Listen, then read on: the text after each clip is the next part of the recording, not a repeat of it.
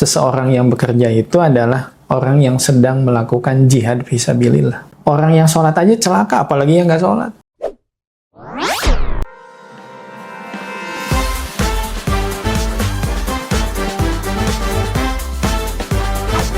Assalamualaikum warahmatullahi wabarakatuh. Selamat datang di segmen Inspirasi Sa'i. Hari ini Ustaz Taufik nggak akan ceramah, tapi kita akan ngobrol santai, terutama kita akan bahas terkait pekerjaan dan juga sholat. Ustaz Taufik, banyak anak muda yang hari ini fokus karir, fokus pekerjaan. Dalam Islam, kerja itu sebenarnya posisinya seperti apa? Bismillahirrahmanirrahim. Banyak ayat di dalam Al-Quran bicara tentang bekerja. Contohnya, Bismillahirrahmanirrahim. Dalam surat An-Naba ayat 11. وَجَعَلْنَا النَّهَارَ مَعَاشًا. Dan kami telah menjadikan siang hari itu adalah waktu untuk mencari kehidupan. Ma'isyah, untuk mencari nafkah. Di ayat yang lain, di Al-A'raf ayat 10. وَجَعَلْنَا لَكُمْ فِيهَا مَعَايِشْ قَلِيلًا مَا تَشْكُرُونَ. Dan kami telah jadikan bagi kalian di bumi itu adalah tempat-tempat untuk mencari kehidupan, untuk mencari nafkah, untuk mencari ma'isyah. Tapi qalilan ma tashkurun, banyak yang kemudian tidak kalian syukuri. Nah, dan banyak lagi ayat-ayat yang lain tentang anjuran untuk bekerja. Jadi bekerja itu adalah salah satu perintah yang disampaikan oleh Allah kepada Rasul-Nya, dan juga dicontohkan oleh Rasul dan para Nabi terdahulu. Tujuan bekerja itu adalah lillahi ta'ala. Di ayat yang lain, di banyak riwayat yang lain juga disampaikan bahwa bekerja itu adalah dalam rangka, kalau seandainya sebagai kepala rumah tangga, tujuannya untuk menafkahi, berarti kan dia menjaga keselamatan anak dan istrinya dari kelaparan. Salah satu penyebab kematian itu adalah kelaparan. Maka ketika ada seorang bapak keluar dari rumahnya untuk mencari nafkah, sebenarnya dia sedang menyelamatkan nyawa keluarganya supaya tidak mati kelaparan. Maka dari sini kemudian seseorang yang bekerja itu adalah orang yang sedang melakukan jihad fisabilillah. Setiap keringat yang keluar, setiap letih, capek, kepanasan, kehujanan, kemudian dia pulang membawa nafkah untuk keluarganya, itu adalah jihad yang luar biasa. Bahkan dalam hadis Kanjeng Nabi disampaikan, minad dunub dunubun la yukaffiruha ilal hammu fi talabil ma'isyah. Ada dosa yang tidak bisa diampuni dengan istighfar, tapi hanya bisa diampuni dengan semangat etos kerja untuk menafkahi keluarga. Berarti pekerja itu bagian dari ibadah ya Ustaz? Bagian dari ibadah. Tapi di sisi lain, ketika kita bekerjakan, salah satu bagian kita juga untuk jihad fisabilillah. Nah, kita mencari nafkah untuk keluarga kita.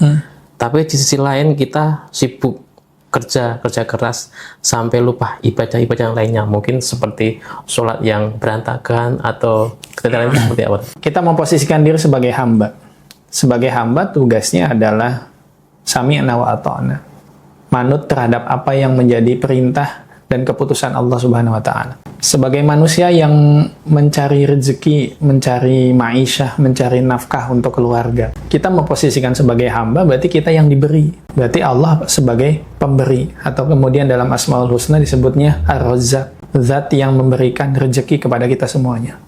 Kalau itu sudah tepat, kalau mindset itu sudah ada tertanam dalam diri kita, akhirnya yang kita lakukan selama ini, aktivitas apapun, selalu akhirnya adalah Allah. Inna lillahi wa inna ilaihi raji'un. Itu kan sebenarnya bukan hanya ungkapan duka terhadap meninggalnya seseorang atau kepada musibah yang menimpa seseorang, bukan. Tapi itu adalah mindset yang harus ada dalam diri kita, bahwa sesungguhnya kita milik Allah dan akan kembali menuju kepada pangkuannya. Artinya apa? Ketika ada orang yang bekerja, semakin rajin bekerja, tapi semakin terbengkalai ibadahnya, ada yang salah dari aktivitas yang membuat yang dia lakukan selama ini. Harusnya pekerjaannya semakin sibuk, semakin banyak juga ibadah yang bisa dilakukan. Hakikat seseorang yang kaya itu kan semakin kaya hartanya, semakin banyak yang dia dermakan. Bukan semakin pelit, bukan semakin kikir. Karena tujuan dari semua yang dia lakukan itu adalah untuk kebermanfaatan. Kalau kemudian dalam aktivitasnya dia semakin rajin bekerja, tapi semakin banyak ibadah yang dilalaikan atau tidak dilakukan, artinya orientasi hidupnya hanya terbatas di dunia saja. Bukan Allah, Bukan Allah oriented, bukan Allah tujuan akhirnya. Berarti yang perlu kita evaluasi yang pertama apa ya, Ustaz? Niat. Niat kita ya. Ya, ini mumpung momen awal tahun Masehi ya. Ya meskipun kita juga lebih familiar terhadap Masehi daripada Hijriah. Tapi ala kulli hal, yang perlu kita tata di awal tahun ini adalah niat. Bagaimana selama ini niat kita itu sudah lurus apa belum? Karena sejatinya innamal a'malu binniyat. Kita semuanya ditakar oleh niat kita masing-masing. Hebatnya Islam, niat yang baik itu tidak harus diaktualisasikan. Tidak perlu harus diwujudkan. Baru niat saja sudah punya nilai pahala. Apalagi kemudian diamalkan, dan setelah diamalkan punya dampak yang baik buat diri ataupun orang lain. Jadi yang perlu kita tata yang pertama kali adalah niatnya. Kalau niatnya sudah benar, maka semuanya akan baik. Mulai dari awal sampai akhirnya. Berarti tadi kita harus tata juga dengan niat kita. Nah, tapi kembali lagi Ustaz, ketika kita sudah sibuk kerja dan kita sering menunda sholat, apalagi yang sholat ini sudah kita tawar nih, biasanya punya target nih, nanggung selesai, bentar lagi selesai, sehingga sholat kita tunda, nanti aja sholatnya, sampai akhirnya ya kita kecolongan sholat nih, karena kita bekerja tadi. Kalau kecaman dalam Al-Quran yang mungkin kita hafal dan banyak umat Islam juga hafal, yaitu surat pendek dalam juz 30, yaitu surat Al-Ma'un. Allah Subhanahu wa Ta'ala menyindir kita semuanya dengan ara'aital ladzi yukadzibu biddin. Tahukah kamu orang yang mendustakan agama? Dari semua sifat-sifat orang yang mendustakan agama itu di sana aja ada fawailul lil musallin. Celakalah bagi orang yang sholat. Orang yang sholat aja celaka, apalagi yang nggak sholat. Nah, ancaman ini bagi orang yang sudah selesai melaksanakan sholat, masih diancam oleh Allah. Apalagi yang benar-benar sibuk dengan urusan dunia, sampai kemudian sholat ditinggalkan. Terusan ayatnya kan, fawailul lil musallin alladzina hum an sholatihim sahun. Siapa sih yang orang-orang yang sholat yang celaka itu? Ciri yang pertama adalah alladzina hum an sholatihim sahun. Yang terhadap sholatnya dia lalai. Mengakhirkan sholatnya karena aktivitas yang lain, dia sibuk dengan hal-hal yang lain, hal duniawi yang lain misalnya. Itu dari semua lini kehidupan, entah seorang petani, seorang pedagang, seorang mahasiswa, seorang pejabat sekalipun. Ketika ada kumandang adzan, memang kita masih dikasih pilihan, tidak perlu di awal waktu, nggak apa-apa, masih ada jeda yang cukup banyak lah untuk kemudian kita bisa melaksanakan. Misalnya kalau duhur jam 12, kita boleh bisa melaksanakan di jam 1, jam 2 masih boleh. Tapi kalau kemudian penundaan itulah yang menyebabkan dia sampai di akhir waktu, atau melaksanakan sholat tidak pada waktunya, atau dalam bahasa fikihnya qadha, itu yang disebut sahun. Mengabaikan sesuatu itu kan menunjukkan bahwa dia tidak punya interest, punya perhatian terhadap sesuatu tersebut. Kalau dia punya perhatian, sebelum adzan berkumandang dia udah siap, gitu ya. Tapi karena dia nggak punya perhatian terhadap sholat dianggap tidak penting, sholat malah menghambat pekerjaannya. Nyatanya banyak kok orang yang ketika lagi mempeng bekerja, lagi asik bekerja, tiba-tiba ada kumandang adzan, kok wis adzan? Dalam masyarakat kita adzan itu jadi problem. Ini bahaya. Yang sering terjadi kan adzan yang paling dirindukan cuma satu. Adzan maghrib itu puasa. Iya. Adzan maghrib pas bulan Ramadan. Tapi adzan-adzan yang lain itu problem. Apalagi kemudian yang adzan suaranya tidak bagus. Padahal mungkin simbah-simbah itu sudah puluhan tahun dia jadi muadzin. Bukan tidak ingin digantikan atau tidak ada regenerasi. Dia hanya ingin menjaga amaliyah yang sudah istiqomah bertahun-tahun. Atau mungkin puluhan tahun telah dilakukan. Tapi itu jadi problem dalam masyarakat kita yang menjadikan adzan itu bukan panggilan semangat untuk menghadap Allah, tapi malah menjadi penghambat dalam semua aktivitas. Maka yang perlu dibenahi di awal adalah niat kita. Hidup itu mau ngapain? Maka ada seorang penyair yang bilang, ya ajaban linnas awaluhu nutfah wa akhiruhu jifah. Saya heran sama manusia. Apa sih yang harus dibanggakan? Mereka tercipta dari sperma dan kemudian akan berakhir menjadi bangkai. Dari sesuatu yang hina saja mereka bisa menyombongkan diri, berani melawan Allah. Maksudnya dalam artian melakukan semua hal yang dilarang oleh Allah Subhanahu wa Ta'ala. Berani tidak sholat. Di dalam sholat itu kan ada salah satu rukun namanya sujud. Sujud itu kan memposisikan akal atau otak yang dianggap sebagai simbol kecerdasan, itu direndahkan serendah-rendahnya, lebih rendah daripada dubur. Itu kan sebenarnya menurunkan ego, menurunkan kesombongan. Maka orang yang tidak sholat, sebenarnya dia Yang sombong. Sombong. Terkait sholat tadi Ustaz, kalau di AIM Geprek SAI itu kan ada budaya kerja atau kebiasaan di mana terutama staf laki-laki harus sholat tepat waktu dan di masjid Ustaz. Iya. Ini kan urusan sholat nih, kenapa ini harus menjadi urusan perusahaan bukan menjadi urusan pribadi? Sebelum menjawab ini saya teruskan yang sebelumnya dulu ya. Jadi panggilan sholat itu sebenarnya panggilan kerinduan. Saya mengenal seorang dosen awalnya agamanya bukan Islam, namanya Dr. Catherine. Beliau masih dosen aktif di salah satu kampus di Jogja. Ketika masuk Islam, kemudian bersyahadat dan sowan ke Kerapia. Waktu itu masih Sugeng Kiai Haji Zainal Abidin Munawir, Mbah Zainal. Sekitar tahun 2013-an kalau tidak salah. Keputusannya masuk Islam itu karena salah satunya adalah iri terhadap orang Islam yang bertemu Tuhannya kok sampai 5 kali, yang wajib. Jadi ketika ada adzan itu beliau menyimpulkan bahwa itu adalah panggilan kerinduan, bahwa Islam ngasih kesempatan untuk mengobati rasa sakit, rasa capek lewat curhat dalam sholat. Jadi sholat 5 waktu itu sebenarnya self-healing, mengobati diri kita. Yang awalnya mungkin kecewa terhadap hidup, dihianati, disakiti, kemudian lewat sholat dia bisa curhat kepada Allah setelah sholat, kemudian bisa berdoa, bermunajat. Agak beda ya, kalau orang sholat lagi bahagia dengan orang sholat lagi sedih, lebih khusyuk lagi sedih. Kadang bisa meneteskan air mata mungkin. Jadi artinya sebenarnya, nah beliau menyimpulkan bahwa ketika saya memantapkan diri untuk masuk Islam, disitulah kemudian saya sadar bahwa kerinduan itu ada, yaitu lewat sholat. Bahkan terkadang misalnya masih jam 10, kok belum duhur juga ya, kok masih lama. Jadi ada rasa rindu itu. Nah, kemudian kita semua perlu mendeteksi apakah hati kita sehat atau tidak, itu lewat sinyal-sinyal itu. Kalau kemudian adzan saja sebagai sinyal untuk panggilan sholat itu problem dalam hidup, dalam hati kita, berarti hati kita perlu diobati. Kita kan lebih peka untuk mengobati jasmania.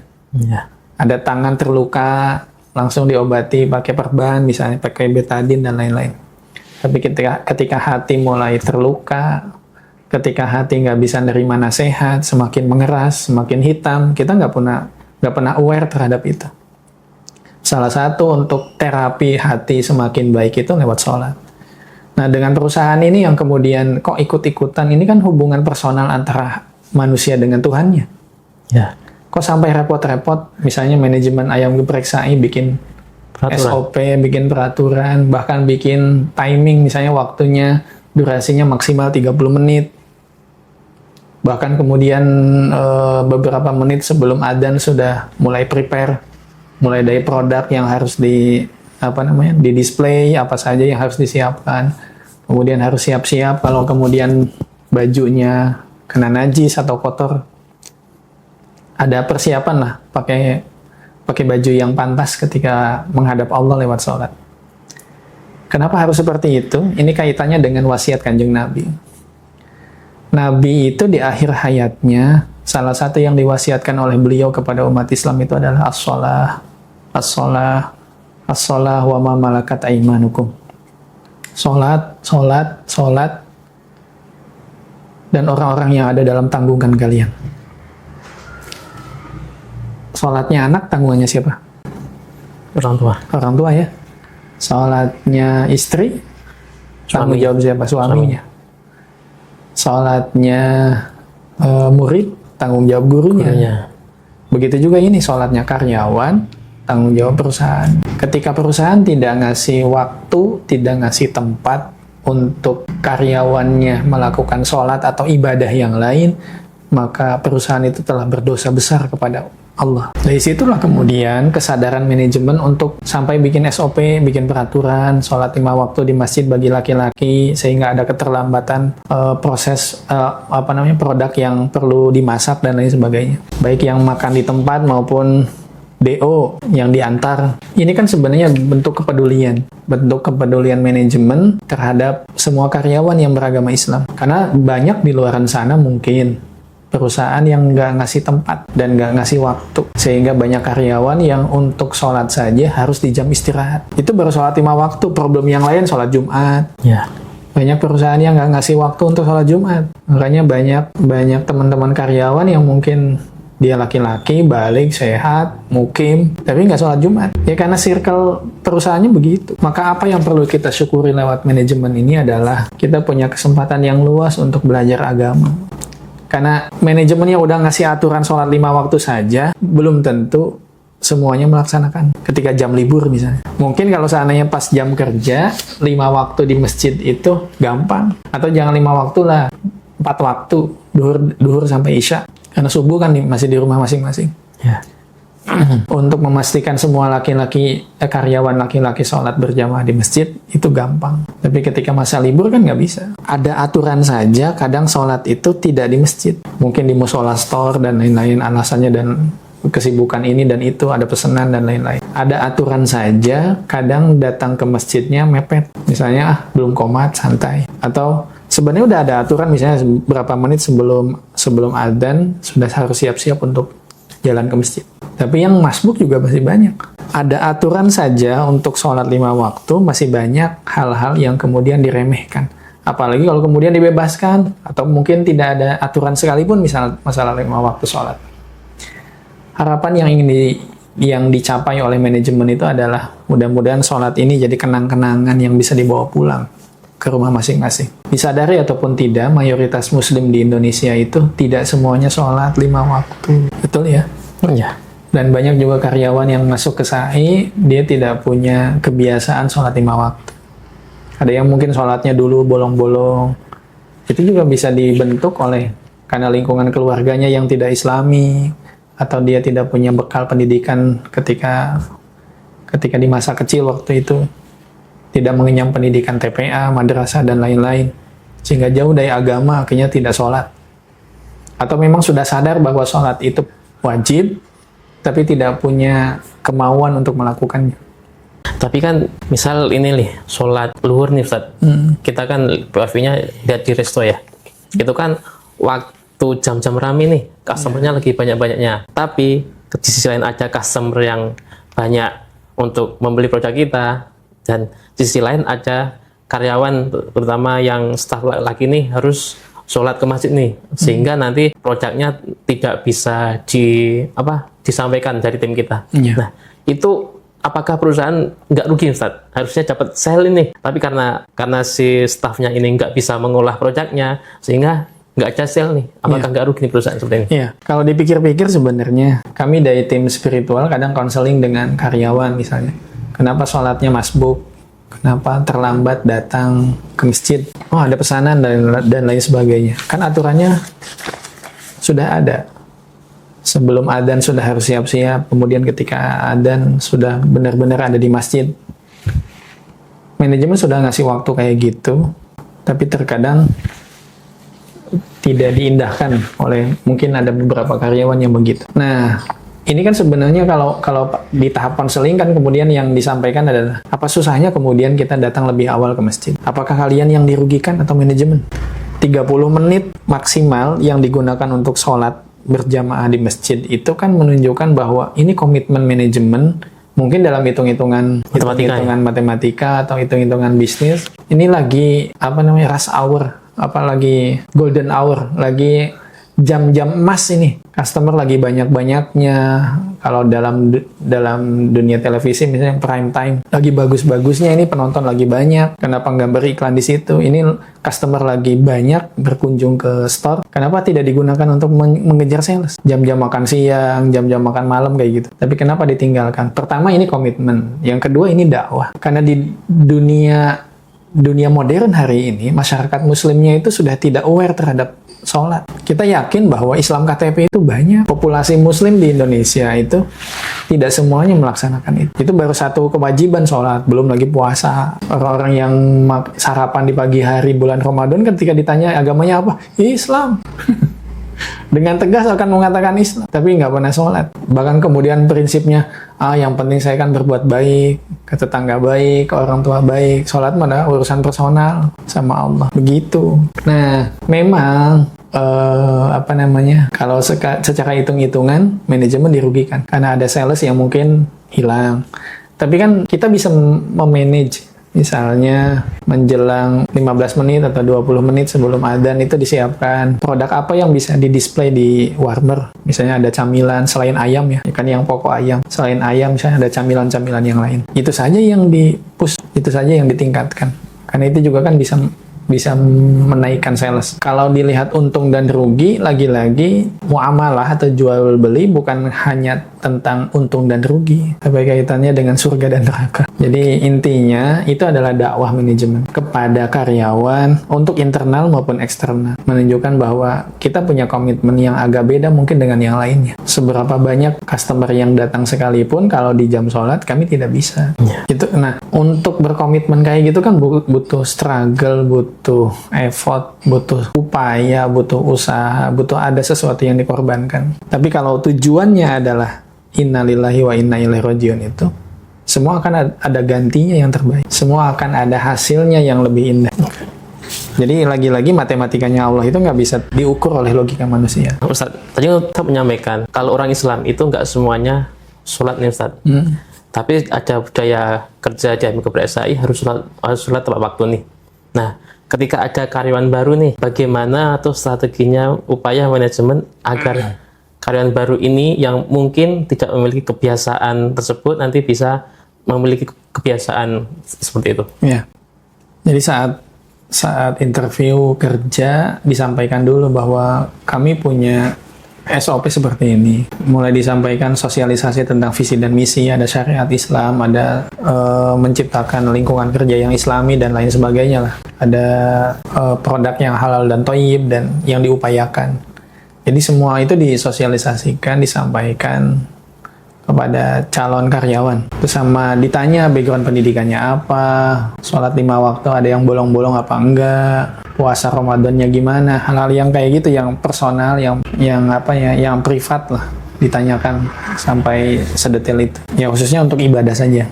Karena nanti supaya bisa memetakan kalau seandainya kemudian dia sudah lama tidak ngaji Quran misalnya, berarti dia butuh intensif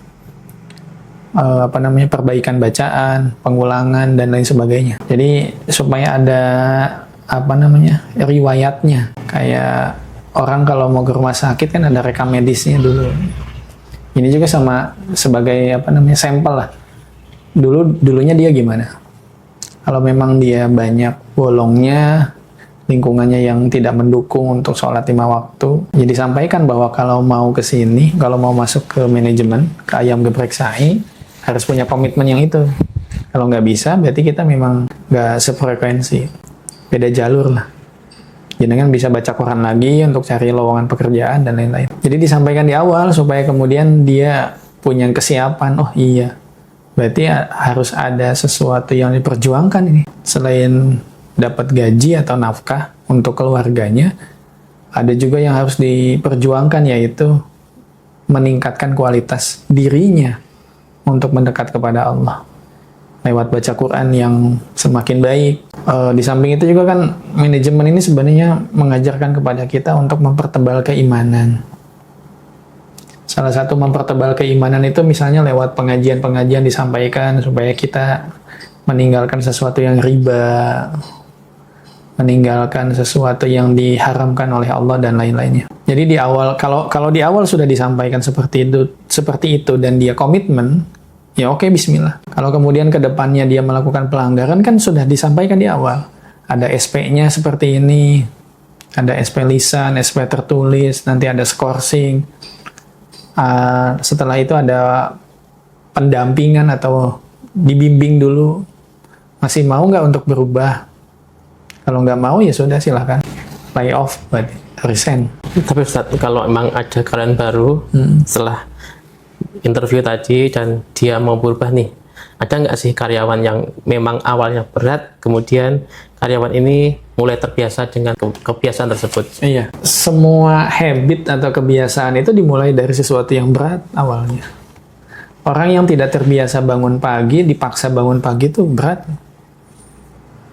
Ada orang yang tidak dipaksa untuk tidak bergadang, tapi dia dari dulu punya kebiasaan begadang, itu berat. Maka yang perlu dilakukan adalah tidak perlu harus berubah total 100%. Cukup berubah 1% lebih baik dari hidup kita kemarin, itu jauh lebih baik. Misalnya, ketika dalam tahap konseling misalnya, atau ketika area spiritual visit, tanya tadi subuh jam berapa? Jam 6. Oh ya udah, besok ditingkatkan ya, setengah 6. Jadi ada tahapan. Nah, ketika tahapan itulah yang menyebabkan sesuatu itu jadi tidak berat sekali. Tidak berat untuk dilakukan. Akhirnya lama-lama ketika dia step by step melakukan perubahan 1% lebih baik daripada hari ini atau hari kemarin, maka bisa terhitung coba. Dalam setahun ada 360 hari. Kalau dia semakin baik setiap harinya 1%, berarti kan sudah 360%. Kebaikan yang berubah. Udah bisa kepegang itu, bahkan mungkin dia keluar dari sa'i udah jadi Ustaz. atau sudah jadi da'i. Jadi intinya gitu. Kualitas keimanan, ketakwaan seseorang itu tidak perlu harus berubah total dulu, pelan-pelan. Justru yang pelan-pelan itu lebih tertata, lebih tertanam di dalam hatinya. Karena perubahan yang terlalu drastis itu biasanya mengakibatkan seseorang jadi kapok. Hari ini nggak sholat tahajud, tiba-tiba besok malam dia tahajud langsung 12 rakaat. Dipastikan setelahnya nggak bakal sholat. Ada yang mungkin sekarang lagi semangat baca 1 juz, besok belum tentu 1 juz. Kenapa tidak dimulai dengan one day one ayat misalnya? Hari ini misalnya cuma baca Yasin, hari kedua wal Qur'anil Hakim. Kan lumayan. 30 hari dalam 1 bulan dia sudah membaca 30 ayat dalam Yasin. Kelihatannya mungkin sepele, tapi itu menunjukkan ada perubahan atau ada progres yang bisa dicapai. Ketimbang seseorang harus berubah drastis, total. Nggak bisa. Berarti sholat tidak mengganggu produktivitas ya? Betul. Kadang kita selalu bingung dengan apa sih kata produktivitas. Sok sibuk itu apakah produktivitas? Ya. Belum tentu. Belum produktivitas. Ada yang orang wira-wiri kanan, kiri, utara, selatan, kemana sibuk sekali. Tapi nyatanya tidak produktif. Produktif itu kaitannya dengan nilai, ada dampak, ada manfaat yang dirasakan. Kalau dia cuma pergi pagi, pulang petang itu, tapi tidak punya nilai, punya impact, punya dampak bagi dirinya maupun orang lain, berarti betul bukan produktivitas. Ada orang hanya meluangkan waktu 2 jam saja untuk mencari nafkah, tapi punya hasil yang luar biasa. Trending. Iya, bisa. Betul. Ya, apapun itulah.